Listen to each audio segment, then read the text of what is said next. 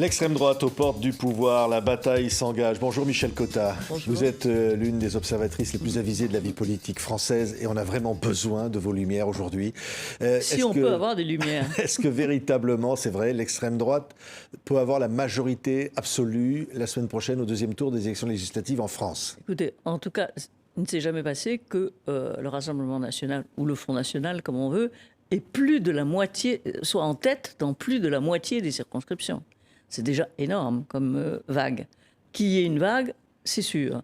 Maintenant, est-ce que la vague arrive à la majorité absolue à l'Assemblée nationale, ou est-ce que la vague s'arrête un peu avant et dans ce cas-là, Bardella, son équipe et Marine Le Pen auront besoin d'un appui des Républicains?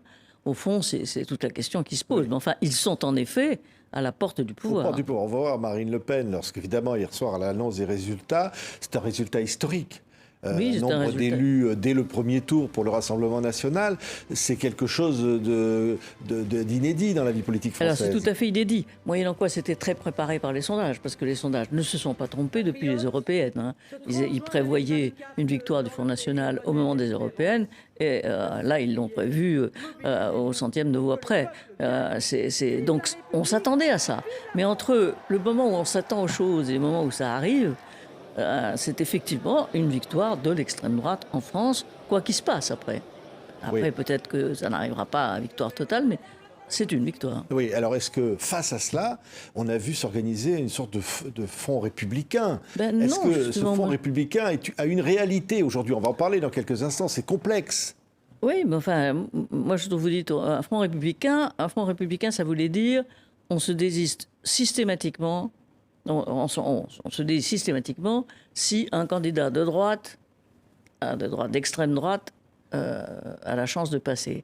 Or, c'est pas tellement comme ça que ça se passe, parce qu'on voit bien que Bruno Le Maire, que l'ancien Premier ministre, Édouard Philippe, disent on se désiste, et Attal, disent on se désiste, mais pour un candidat républicain. Ça veut dire qu'on se désiste pour un socialiste, pour un communiste, qui font partie du nouveau Front populaire, mais on ne se désiste en aucun cas pour la France insoumise. Oui. Donc vous voyez, c'est compliqué déjà. Compliqué. Alors même si on voyait... c'est pas une directive de vote si facile à imaginer pour les gens. Il faut que les gens suivent. Alors maintenant, il y a aussi sans doute l'indépendance des Français par rapport aux consignes de vote que leur donnent les différents partis. Oui. Ça, j'en sais rien. Si on reprend les propos, on le voyait de Gabriel Attal à l'image, dès hier soir, il dit pas une voix pour le Rassemblement national, il parle d'un projet funeste. On va revoir le Premier ministre. C'était évidemment des mots très forts. Il dit le pire ne doit pas advenir. Donc là, on est quand même dans un message très clair. Non, parce qu'il fait là aussi, il parle, il dit, c'est son terme, c'est donc la personne arrivée en troisième position se désiste pour un candidat qui défend comme nous les valeurs de la République. Donc il veut dire qu'il y a des gens à l'intérieur du Front populaire qui ne respectent pas les valeurs de la République et que pour cela il ne faut pas voter. Donc vous voyez, c'est quand même très compliqué. Ça peut représenter... Alors il y avait une réunion ça représente tous les RFI, ça représente tous les Mélenchoniens. Ah ouais. Ça veut dire que ça exclut les Mélenchoniens. Oui, on voit déjà là un macroniste qui ne veut pas se retirer face à Louis Boyard, par exemple. Oui, mais c'est absolument dans la consigne que donne Attal. Oui, donc de tout cela, vous dites, Michel Cotta, non, le Front républicain ne peut pas faire forcément barrage. Le Front républicain ne fait pas barrage, c'est au cas par cas. Chaque électeur doit se dire au cas par cas, dans leur circonscription, voilà, celui-là c'est Louis Boyard, il a fait du chahut à l'Assemblée nationale, il se conduit mal, alors je ne vote pas pour lui ou je me désiste. Et puis l'autre doit dire, ah ben non, celui-là qui a au contraire des valeurs républicaines, qui a affiché des valeurs républicaines, le Parti socialiste, etc., oui, je peux voter pour lui. Mais ça veut dire de la part d'abord du candidat une appréciation de son adversaire, et puis ça veut dire aussi de la part des gens qui votent il faut se dire, ah oui, tiens, celui-là, il a maintenu les valeurs républicaines. Et puis celui-là, non. C'est très difficile. Oui, hein. oui. Alors un autre qui a dit aussi pas une voix pour le Rassemblement national, c'est Jean-Luc Mélenchon. Il l'a dit, il a été le premier au nom du nouveau Front populaire à s'exprimer. On en parle beaucoup. À ses côtés, il y avait Rima Hassan, qui n'était pas candidate dans cette élection, qui est députée européenne, avec un kéfier. Donc beaucoup y ont vu un symbole du retour de la question palestinienne dans le débat. Mais c'est c'est tout le côté malin et un peu destructeur de Jean-Luc Mélenchon. C'est-à-dire qu'à la fois, en effet, il vous dit, regardez, moi je suis formidable, hein, j'ai demandé qu'on se désiste pour barrer le Front National, je suis impeccable. Et à la fois, derrière, il montre bien que sur les valeurs républicaines ou sur la politique internationale, et il n'est pas tout à fait d'accord avec les autres partis, l'autre parti du Front populaire. Donc c'est très, en vrai dire, c'est très malin. Il pourra dire, moi, je suis le chef, j'ai absolument réclamé l'unité nationale et le Front républicain. Et puis en réalité, pas tellement. Oui, est-ce qu'il peut se dire qu'il ne sera pas Premier ministre, de toute façon, et qu'il peut jouer le coup d'après de l'élection présidentielle, finalement presque en souhaitant une victoire du Rassemblement national. Oui, ça, c'est ce qu'on dit. Mais vous savez, moi, je me méfie des calculs si compliqués. On voit ce qu'on dit, c'est-à-dire il y aura une majorité Front National, et puis ça créera forcément une réaction à gauche, ça a toujours été là, et la réaction à gauche, j'en profiterai la prochaine fois.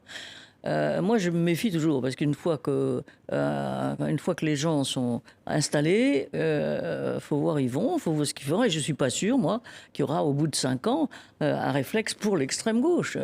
Donc ces calculs, peut-être, on prête aussi, vous savez, au président de la République l'idée de dire, en 3 ans, le parti de Marine Le Pen aura fait la preuve de son incompétence et alors après, je rebondirai. Mais ça me paraît toujours très dangereux. Et à 50% à 50% de chances d'être faux. Oui.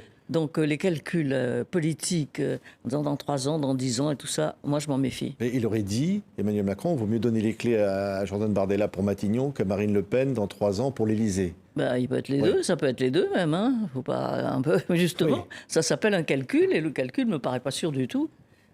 Oui. De l'autre côté, on va voir donc si la discipline est suivie. Par exemple, demander à des militants de la France Insoumise de voter, de se retirer, de voter par exemple pour Elisabeth Borne, de faire en sorte qu'Elisabeth Borne gagne face à un candidat du Rassemblement national, Elisabeth Borne qui a été la première ministre qui a conduit la réforme des retraites. Oui, mais bon, il faut savoir ce qu'on veut. Effectivement, chacun des électeurs, d'ailleurs, choisira et se dira, après tout, Elisabeth Borne, c'est la seule qui peut faire rempart, et décidera de voter pour elle. Et puis, d'un autre côté, si le candidat se maintient, il dira, alors le candidat se maintient, je vote, tant pis pour elle. Vous voyez, c'est un deuxième tour très compliqué. Très compliqué. Alors, et d'ailleurs, vous savez, d'habitude, les spécialistes électoraux vous font... je connais beaucoup d'hommes politiques qui sont spécialistes de ça. Et alors, ils regardent, généralement, il y a 2 personnes, et ils cochent une case tout de suite. Ça leur prend 30 secondes de voir qui sera élu. Et bien là, maintenant, je peux vous dire que tous les spécialistes, ceux que j'ai eus avant de venir, sont en train de dire, oh là là, c'est compliqué, il faut 2 ou 3 minutes par circonscription pour voir exactement... on n'est jamais arrivé, on en parlera dans quelques instants, d'une telle complexité. Peut-être dire que Emmanuel Macron a fait dynamiter le système politique. Un mot sur François Hollande, par exemple, ancien président de la République. Lui, il a un républicain et puis un Rassemblement national, une triangulaire. Oui, il arrive très en tête. Oui. Il arrive très en tête. À mon avis, et pour lui, je pense que le républicain peut se retirer. Mais là aussi, la consigne de vote donnée par les Républicains est très, très bizarre, parce qu'il y a d'un côté Ciotti et son groupe qui se sont ralliés. Bon, ils sont déjà ralliés, on parle du parti de Marine Le Pen et de Ciotti. Mais de l'autre côté, on voit des gens comme Bellamy, qui, ce matin, disait, ou matin ou hier soir, disait « Ah non, on ne se retirera ni pour l'un, ni pour l'autre, ni pour le Front ». Alors, quand on lui dit « Mais de toute façon, la France Insoumise n'a aucune chance de gagner », alors... il dit ça ne fait rien, Ni, ça veut dire que c'est le candidat arrivé en tête qui passe en premier, pardon, c'est un peu compliqué. Et dans ce cas-là, ça peut être le Front National. Oui, on voit des images des députés élus, il y en a certains qui ont été élus dès le premier tour, Et qui arrivent, là en ce moment on voit ces images-là qui arrivent à l'Assemblée nationale. Y compris, j'ai vu tout à l'heure Clémentine Autain, et puis beaucoup de députés pour la première fois à RN qui arrivent élus dès le premier tour. Oui, derrière cela, quelle capacité pour Emmanuel Macron d'approcher une majorité alternative si par exemple le Rassemblement national n'obtient pas la majorité absolue? Oui, est-ce qu'il peut créer une majorité de circonstances? Si vous voulez, ce qui est embêtant, si on est clair, hein, oui, quelqu'un d'autre aurait peut-être pu le faire, mais je pense que maintenant, au fond, ce que ça a démontré, cette élection, si on reste sur l'analyse, c'est que la peur des extrêmes n'a pas marché pour amener les gens à voter Macron. Ils ont encore plus peur de Macron que des extrêmes. Ça, c'est quand même donc c'est un président très affaibli quand même, qui a précipité sa chute, qui a précipité la chute de son équipe, et à qui beaucoup de ses partenaires en veulent beaucoup. Donc c'est un président affaibli, c'est ça qu'il faut retenir. Et puis la deuxième chose, c'est quand même, c'est la première fois, historiquement, la première victoire du Rassemblement national en France, ou du Front national, comme on voudra, parce que c'est quand même un peu la même chose, même s'ils ont changé de nom. Ça, c'est quand même quelque chose qui doit nous faire, qui marque tout à fait un quinquennat, je peux vous dire. Quand je veux bien qu'ils préfèrent se retirer devant Bardella que devant Marine Le Pen, mais enfin, aujourd'hui, la victoire est du côté de Bardella. Hein. Oui, ce qui veut dire une possible démission d'Emmanuel Macron? Non, il a dit que... Alors, voilà, là aussi on entend ça. Oui, il a dit qu'il ne démissionnerait pas, qu'il resterait 3 ans. Enfin, il avait dit aussi qu'il ne tenait pas compte des résultats des européennes, et que les européennes c'était un compte, et puis le national c'était autre chose. Il ne dissoudrait pas l'Assemblée nationale, il l'avait dit. Et puis il l'a dissoute. Donc maintenant, je veux dire, je trouve ça grave, hein, et je ne dis pas ça avec un plaisir formidable, mais effectivement, c'est... au fond, Emmanuel Macron a-t-il encore assez de poids pour diriger les inflexions, pour recommander telle ou telle politique? Ça, je n'en suis pas sûr. Oui, je ne sais pas comment se passeront ces 3 ans. Voilà, mais alors, que pourra-t-il faire si le RN n'obtient pas la majorité absolue? Quelle sera sa marge de manœuvre? Quelles sont ses possibilités au lendemain du second tour? Il essaiera naturellement de faire un front ancien socialiste, même ancien communiste, on l'a dit, et puis le centre, et puis le MoDem, et puis quand même ce qui reste la majorité présidentielle. Mais à mon avis, ça va être très difficile aussi d'arriver à une majorité. Même là, ce serait une cohabitation. Il faudrait nommer un Premier ministre issu de cette coalition. Ah bah, écoutez, ce serait un gouvernement d'union nationale. Des gouvernements d'union nationale, il y en a eu en France en 1956, il y en a eu en France au début du siècle avec les Rousseau, il y en a eu... donc c'est possible de faire une coalition d'union nationale. C'est possible, mais il faut effectivement quelqu'un pour la diriger. Et puis, ça n'est pas apolitique de faire une coalition. La France n'a pas l'habitude de ça. Et c'est vrai que sous la Ve République, il y a des majorités, comme c'est un système majoritaire, on a de temps en temps la gauche, on a davantage gauche contre droite. Et là, maintenant, nous avons 3/3, évidemment, ça change tout. Mais en cas d'impossibilité de gouverner, il ne peut pas dissoudre avant 1 an, à nouveau l'Assemblée nationale. Il a quelle solution? S'il ne trouve pas une coalition, autre solution que de démissionner? Non, ça non. Ça, il peut très bien nommer des gens et puis attendre qu'on nommer un Premier ministre, et puis attendre qu'on le récuse, que l'Assemblée le récuse, et puis repartir. Non, il peut durer 1 an, mais ça veut dire une paralysie d'1 an. Oui. Ça ne veut pas dire une paralysie de 3 ans, mais ça veut dire une paralysie d'1 an. Ça veut dire une crise, je veux dire, politique, même démocratique? Une instabilité permanente? Mais je vais vous dire, vraiment, on peut se tromper, tout le monde peut se tromper à l'heure qu'il est. Mais de toute façon, cette vague Front National, il faudra bien, Rassemblement National, il faudra bien que quelqu'un la prenne en compte d'une certaine façon, se rendre compte qu'on ne peut plus faire n'importe quoi, que même s'il n'a n'ont pas une majorité absolue, ils ont une majorité relative. Et alors, qu'est-ce qu'on fait? On ne peut pas mettre 2 majorités relatives l'une contre l'autre, si, peut-être. Enfin, c'est quelque chose de très difficile à gouverner. Mais est-ce quelle responsabilité dans ce résultat d'Emmanuel Macron, dans ces 12 millions de Français qui ont voté Rassemblement national, qu'on ne peut pas qualifier de fascistes comme le font certains? Non, on ne peut pas les qualifier encore qui est sûrement une écube qui vient de très loin dans le Front National. Non, je pense simplement que lorsque Bardella a dit comme il l'a dit aujourd'hui, c'est une rupture. Il a dit aujourd'hui, je demande la rupture. Alors, c'est très important le mot de rupture, parce que c'est la rupture avec quoi?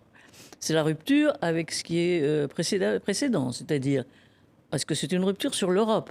On sait déjà que le Rassemblement national dit on ne payera pas notre quote-part à l'Europe. Bon, est-ce que donc c'est une rupture avec l'Europe?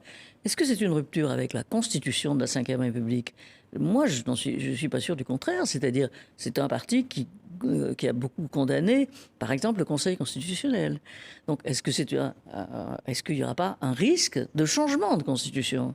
Tout ça est très, très dangereux, très difficile à manier, avec un président affaibli. Oui. Madame Meloni, en Italie, vient de déclarer le résultat des élections législatives en France prouve que la diabolisation, ça ne marche plus. Oui, c'est vrai. La diabolisation, Marine Le Pen a tout à fait, jusqu'à présent, réussi sa dédiabolisation. Et d'une certaine façon, Bardella aussi, qui était plus jeune, donc qui n'a pas sur lui entre guillemets, les tares qu'avait le Front National. Bon, tout ça a contribué à la dédiabolisation. Mais Mme Meloni, par exemple, n'a pas sur l'Europe la même attitude que Mme Le Pen. Comme vous savez, l'Italie reste dans l'Europe et a dit qu'elle restait dans l'Europe. Toutes les déclarations aujourd'hui on reste dans l'Europe, mais à nos conditions. Mais on fait des frontières autour de la France. C'est contraire aux traités internationaux. Donc tout ça est, d'un simple point de vue d'analyse, très intéressant à voir. Et quand même, on peut se demander où en sera la France dans une semaine. Oui, oui. Certains accusent la France insoumise d'être aussi en partie responsable de cette montée du Rassemblement national par la stratégie, entre guillemets, de bordélisation à l'Assemblée nationale et peut-être par la présentation d'un programme largement inspiré de celui de Jean-Luc Mélenchon, un programme de rupture d'extrême gauche à l'élection législative. Alors c'est pas tellement le programme, je crois, c'est la personnalité de Jean-Luc Mélenchon qui a en effet servi de marchepied, je trouve, d'une certaine façon, au Rassemblement national. Parce que cette violence qui a été établie par le groupe insoumis à l'Assemblée nationale, alors qu'on voyait au contraire tout le groupe Rassemblement national impeccable, ne disant jamais un mot plus haut l'un que l'autre, tandis qu'en bas, la France insoumise se battait. Je crois que Mélenchon a donné une violence à l'extrême gauche qui a facilité la montée du Front National. Et puis aussi, regardez dans le programme, c'est vrai que dans le programme, il y a beaucoup de choses sur l'immigration, mais c'est comment on accueille mieux les immigrés, et c'est jamais comment est-ce qu'on limite l'immigration. Or, les Français, il y a quand même un problème d'immigration qui a été très important pour eux pendant cette période, et qui l'est toujours. Donc, moi je crois que le Rassemblement national a plus fait peur aux Français et les a dirigés quand même d'une certaine façon vers le Rassemblement national. Et il ne faut pas croire Jordan Bardella quand il dit qu'il veut apaiser la vie politique et qu'au fond il accuse ses adversaires dans la rue notamment de créer des troubles, etc. et de dire moi je serai un président de cohabitation respectueux des institutions et du président de la République. Il ne peut pas dire autre chose d'abord, et ensuite peut-être que c'est sa volonté à lui. Moi je pense tout à fait qu'il ne pense pas, comme Marine Le Pen, que le président soit forcément hors jeu dès maintenant. C'est quand même, pour lui, il vaut mieux dire je rétablirai l'ordre que immédiatement je vais me battre avec mes adversaires. Quand même, avouez, quand vous êtes élu et quand vous êtes candidat pour le deuxième tour, vous n'allez pas dire attendez, avec moi je me battrai avec les autres. Vous dites non, avec moi je rétablirai l'ordre et d'ailleurs je ferai un gouvernement d'union nationale. Et quand il dit un gouvernement d'union nationale, alors que le gouvernement d'union nationale ça inclut la gauche, lui il inclut simplement le Rassemblement national, c'est-à-dire c'est limité comme union populaire. Est-ce que, Michel Cotta, ça peut marcher une cohabitation Macron-Bardella, alors que Macron ne pourra pas se représenter dans 3 ans? Est-ce que ça peut fonctionner? écoutez, s'il y a une majorité absolue, ça fonctionnera forcément. À un moment, en tout cas, s'il y a une majorité absolue des Français, et après tout, le vote est démocratique, on ne les a pas obligés à voter pour le Front National. Donc, si le Front National a la majorité absolue, avec ou sans les Républicains, je pense qu'on aura effectivement une cohabitation entre un président qui ne peut pas se représenter, qui est très affaibli, et un mouvement qui est assez fort. Oui, et la rue peut avoir un impact, c'est-à-dire les mouvements de contestation qui viendront. Les renseignements le disent, peut-être des troubles violents. Oui, mais je ne crois pas justement que la violence des rues ça porte en faveur d'une gauche excessive. Je pense que ce sera justement comptabilisé comme un débordement de la gauche contre un vote démocratique. C'est le risque, évidemment. Oui, et un mot encore sur Emmanuel Macron, qui est même extraordinairement jeune président, qui avait tout réussi, se fait réélire sans passer par une cohabitation. Là, vous dites qu'il a perdu la main, c'est surprenant, c'est une folie d'avoir dissous, comme le disent certains, on ne comprend pas. Non, je crois que la dissolution était quand même tout à fait problématique. Maintenant, on voit très bien pourquoi il a dissous, parce qu'il s'attendait à avoir en septembre une motion de censure déposée par les Républicains auquel aurait voté, auquel aurait participé effectivement le Rassemblement national. Donc il s'est dit prenons les devants. Et voilà, mais prenons les devants. Tout ça en une semaine. Les Français ont eu une semaine pour se retourner. Généralement, quand on fait une dissolution, c'est quand on gagne. Quand François Mitterrand a dissous les 2 fois à l'Assemblée nationale, c'est parce qu'il avait gagné à la présidence. Donc après, tandis que quand on fait une dissolution après avoir perdu un vote, y compris le vote européen, c'est vrai que ça devient très dangereux. Maintenant, il y a aussi des coups de poker. Mais on ne gagne pas toujours. Il a perdu, là. C'est ça que vous dites ? Non, on verra le deuxième tour. Mais enfin, je pense que de toute façon, son personnage a quand même laissé des plumes. Oui, et presque répulsif aujourd'hui. Il y a un effet repoussoir. Il a quand même, il y a quand même 20% des gens. Il a un socle de 22%. Il a un socle sûrement, mais enfin, pas suffisant dans un système majoritaire pour équilibrer le vote législatif. Oui, mais le macronisme est mort ? Écoutez, moi, je vous dirais que je le pense, oui. D'ailleurs, chacun des leaders a pris un peu ses distances. Ce matin, hier, on a vu Édouard Philippe dire le régime ancien est mort aujourd'hui. Il l'a dit. C'est un peu ce que pense tout à fait Bruno Le Maire. Je crois que François Bayrou est plus réservé là-dessus. Mais enfin, personne ne peut se targuer d'une victoire quand on a comme ça une avalanche massive de députés élus au premier tour et sans doute au second Front National. Merci beaucoup, Michel Cotta. On va voir la couverture de votre dernier livre, Masse 5e, Michel Cotta. Vous nous faites vivre tout ça. On attend la suite. C'est chez Bouquin, les éditions Bouquin. Envoyez le général et Georges Pompidou dans ce véhicule. L'histoire qui nostalgie. Voilà, l'histoire qui se joue et puis que vous nous faites vivre avec tellement de passion. Non, là, je veux dire que c'est compliqué. Donc, Merci, Michel Cotta, d'avoir été avec nous.